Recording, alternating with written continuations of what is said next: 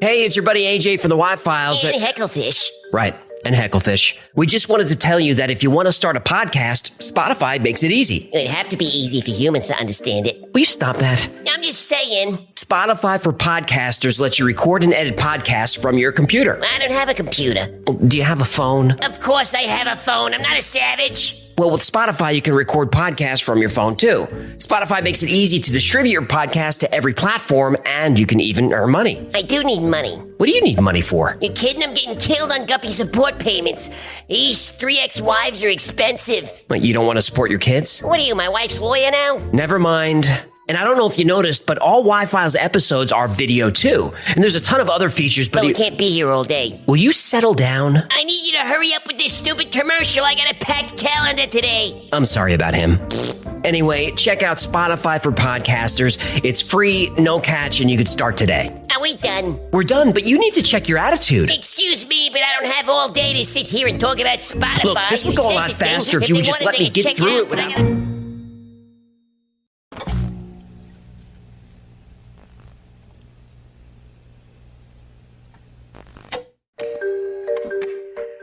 November 22nd, 1987 was a pretty normal evening for television viewers in Chicago. That night, like every night, Dan Roan was covering sports on WGN-TV Channel 9. Then suddenly, the signal was disrupted and screens across the city cut to black. Engineers at WGN-TV thought their transmitters were failing. They weren't. A few seconds later, this happened. What the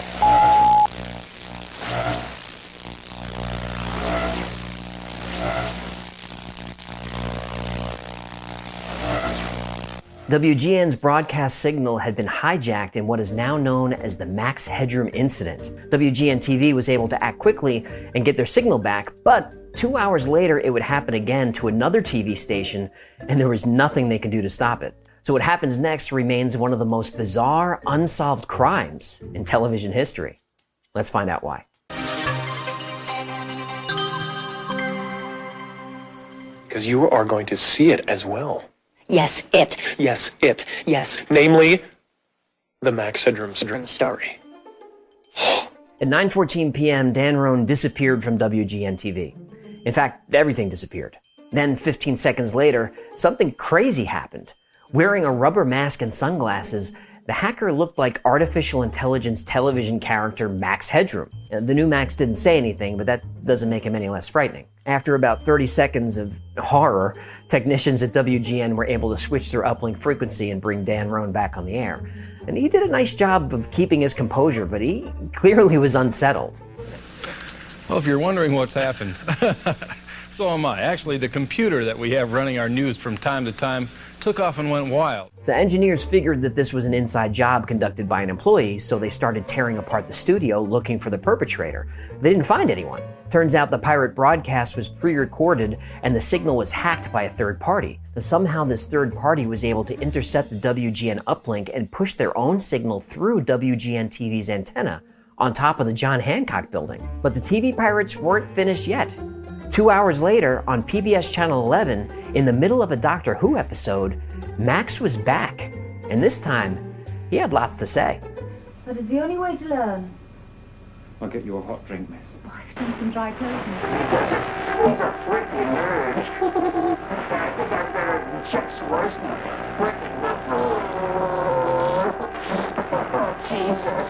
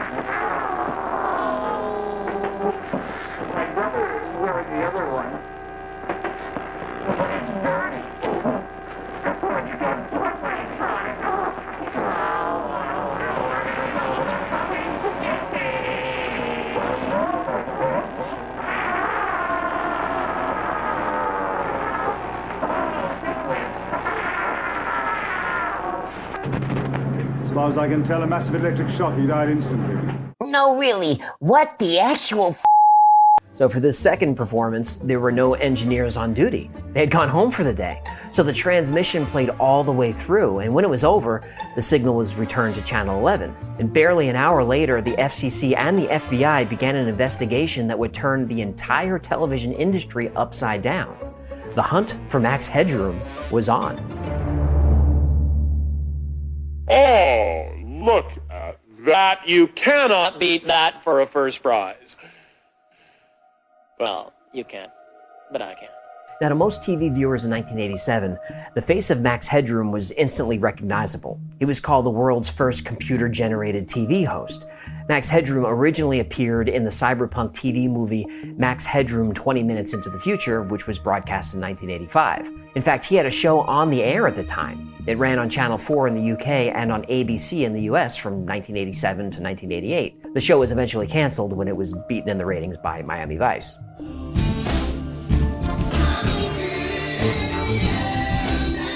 Ooh, it's tough to compete with Crockett and Tubbs. It is. A late-night talk show on Cinemax and a few TV specials had made Max Headroom a cult sensation, and eventually he would become an 80s icon.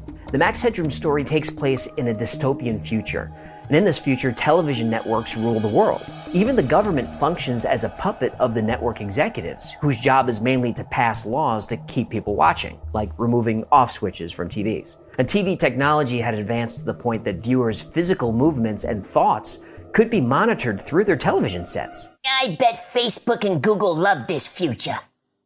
The only real check on the power of the networks is Edison Carter, an investigative journalist who exposes their unethical practices. Now, the networks don't like this, but Carter gets big ratings, so they have to keep him around. So one day, he's injured in a motorcycle accident, and the last thing he sees before he blacks out is a sign that says Max Headroom, 2.3 meters. Oh! So desperate to maintain ratings with its star reporter, the network hires a hacker to upload Carter's mind into an AI, and Max Headroom was born. And despite what most people think, Max was not really computerized. He was played by Matt Frewer, who wore makeup and prosthetics and sat in front of a blue screen. And Max Headroom was designed to be a parody of real-life TV newscasters where the line between news and entertainment was getting more and more blurry. That line is gone now. It definitely is. Max Headroom was conceived as a cyberpunk on mainstream TV, a voice to rail against the establishment and corporate conglomerates.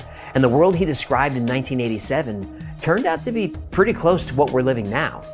Have you any idea how successful censorship is on TV? Don't know the answer? Successful, isn't it?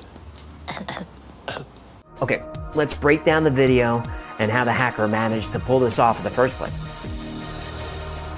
Max starts with, "He's a freaking nerd."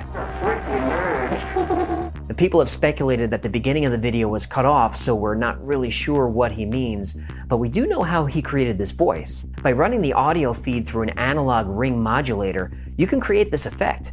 And it might not have been an accident that Max hijacked a Doctor Who episode. Doctor Who fans are very familiar with the evil Daleks, famous for saying, "Exterminate!" And to create the Dalek's voice, the audio was run through a ring modulator. Now today this is completely done with software, but in 1987, this would have been done with an analog effects pedal that could have been purchased from any music shop. So maybe Max was a Doctor Who fan.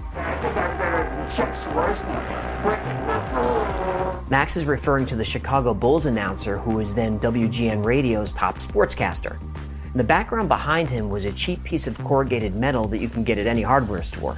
It was mounted on some kind of spindle that was rotated by someone off camera. Now, holding what looks to be a marital aid, Max yells the new Coke slogan, "Catch the wave."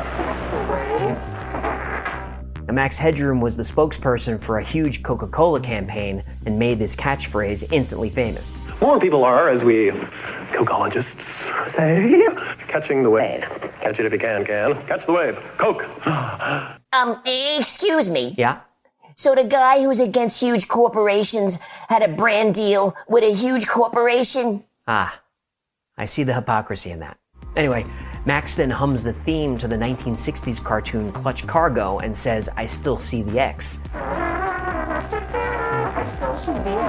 Now this is a direct reference to Clutch Cargo's final episode. I want to take a closer look at that thing. Break out the spacesuit, Spinner. Right, Clutch. You know, I don't like the human mouth on those characters. Oh, you don't like that, huh? Not one bit. It creeps me out.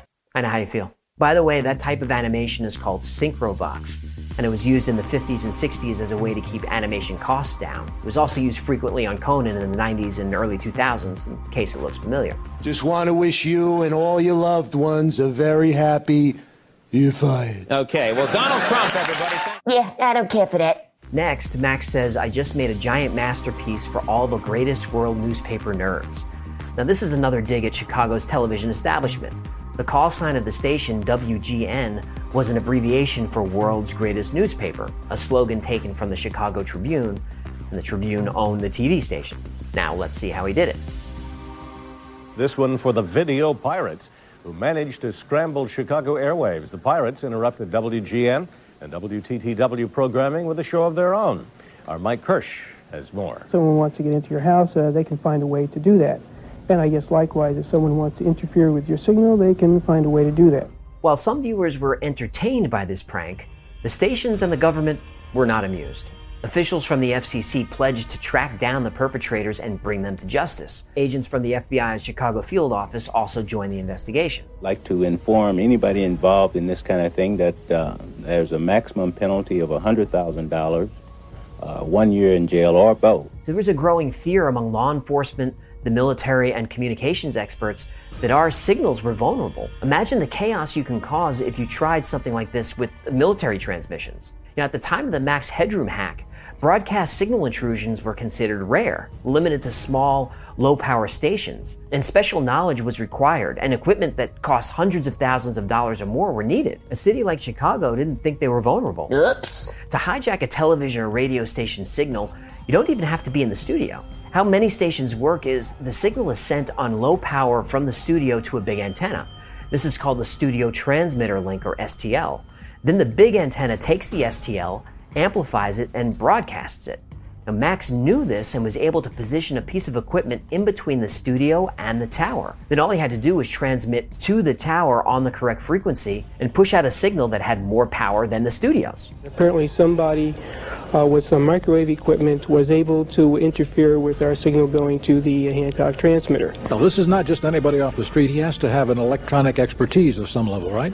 Yes, he does. It takes very sophisticated equipment to do this at a significant power level. Now, obviously, this takes a lot of knowledge about telecommunications, but if you have good line of sight to the tower, it can be done with relatively cheap equipment. Now, before you get the idea that you want to try this, remember, A, it's illegal, and B, signals are now encrypted, so that system really wouldn't work. Now, Max probably didn't come up with this idea himself. Just 1 year earlier, HBO endured an embarrassing hack. This intrusion was perpetrated by the now infamous Captain Midnight. There is nothing wrong with your television set. Do not attempt to adjust the picture. We are controlling transmission. April 27th, 1986. That night, HBO broadcast The Falcon and the Snowman. Falcon and the Winter Soldier. Snowman. Yeah, I don't think you're right about that. I am. Anyway, at around 32 minutes past midnight, the screen flickered into color bars with a message superimposed on top.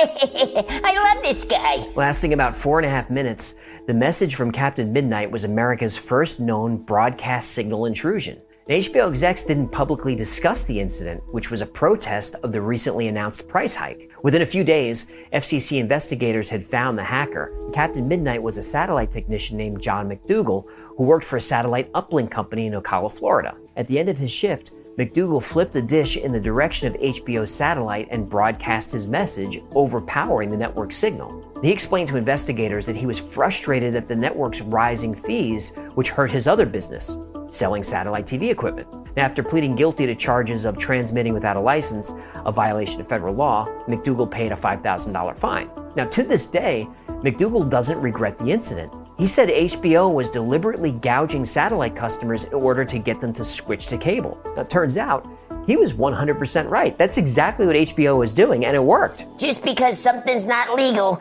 doesn't mean it's not right. I couldn't agree more. It generated hundreds of calls.